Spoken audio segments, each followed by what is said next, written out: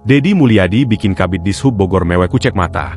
Deg-degan keseret sunat uang sopir angkot Rp200.000. Pertama, 200.000 itu berarti bagi mereka. Artinya bahwa bisa untuk mencukupi kehidupan selama 4 hari loh. Ibu-ibunya masak senilai 50.000 per hari, jadi 4 hari lumayan. Untuk itu sopir-sopir angkot yang dipotong jangan cemas ya. Saya akan menyiapkan 200.000 lagi sebagai uang pengganti. Tetapi untuk oknum yang melakukan pemotongan dengan alasan bantuan sukarela, Anda nggak bisa tenang. Saya tetap bahwa proses hukum harus berjalan karena saya tidak suka hal-hal yang bersifat premanisme. Dan saya tidak suka uang kecil dipotong lagi. Pernah layani masyarakat gitu, saya nitip, ternyata jawabannya kalau kasih jawaban gitu, lalu siapa yang kulit Pak Gubernur gitu. Itu juga. Kalau dari di lapangan ya, Insya Allah. Demi kebenaran apapun itu. Bekerja cara yang baik-baik. Kalau ada yang baik Anda bisa dapatkan, kenapa cari yang tidak baik? Kan Anda tahu rezeki tidak akan tertukar. Semua sudah Allah atur. Ada jalan yang baik. Kalau sudah Allah berikan yang baik, kenapa Anda mengatur diri sendiri mencari jalan yang tidak baik? Kan tahu korupsi itu salah, mencuri itu salah, kenapa masih korupsi? Anda nggak korupsi pun nggak akan kehilangan rezeki Anda, kenapa masih mencuri?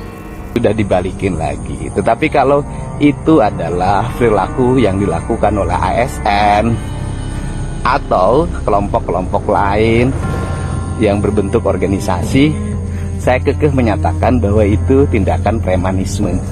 Artinya preman itu kan ada 2 kualifikasi. Ada preman yang tidak punya seragam, ada preman yang punya seragam. Hai orang yang curang, ketika kau punya harta, kau belikan mobil mewah, ternyata kau hanya membayar pajaknya saja. Mobil itu akan dipakai oleh orang lain.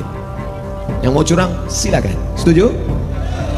Dan jangan yang bilang setuju itu pula yang curang. Saudara yang dimuliakan Allah Subhanahu wa taala, wa may yaghlul, siapa yang curang, ya'ti bima ghalla yaumal qiyamah, dia akan membawa curangnya itu pada hari kiamat. Siapa yang curang menghitung zakat kerbau, dia akan memikul kerbau. Siapa yang curang menghitung zakat lembu, dia akan memikul lembu. Siapa yang curang memikul zakat kambing, di akhirat dia akan membawa kambing. Begitu dalam hadis, ada nanti di akhirat orang mikul kambing. Nanti kalau nampak di akhirat ada orang mikul kambing, kau ini yang curang kambing dulu. Tapi betapa malunya kita, ada orang yang nanti di akhirat membawa brondol.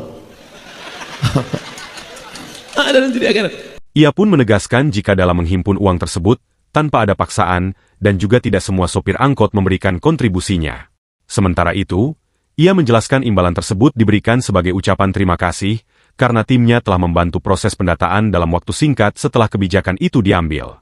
Artikel ini telah tayang di https://www.gridoto.com dengan judul Dedi Mulyadi bikin Kabid Dishub Bogor mewek kucek mata.